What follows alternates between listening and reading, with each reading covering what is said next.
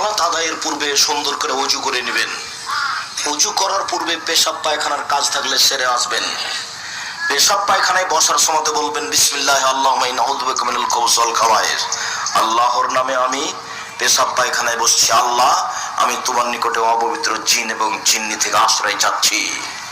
আপনি যদি বিসমিল্লাহ ছাড়া দোয়া পড়েন, আল্লাহুম্মা ইন্নী আউযু বিকা মিনাল খুবুসি ওয়াল খাবায়েস, এইটুকু পড়েন, তাহলে শয়তান আপনার লজ্জা স্থান দেখতে পাবে কিন্তু ক্ষতি করতে পারবে না।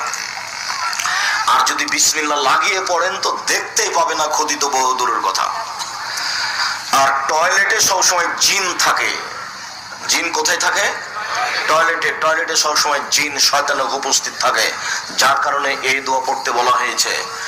যখন আপনি বসছেন তখন এই দোয়া পড়তে হবে।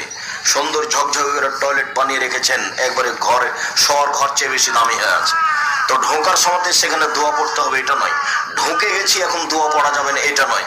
যখন আপনি টয়লেটে বসতে যাচ্ছেন তখন দোয়া পড়বেন। আর যখন টয়লেটের পেশাব পায়খানার কাজ শেষ হয়ে গেল তখন আপনি বলবেন গোফরানাক, আমি তোমার কাছে ক্ষমা চাচ্ছি, একবার বলবেন। উঠে গিয়ে আপনি বিসমিল্লাহ বলে ওযু করতে পারবেন। ভিতরে আছেন সেজন্য পারবেন না এই কথা নয়।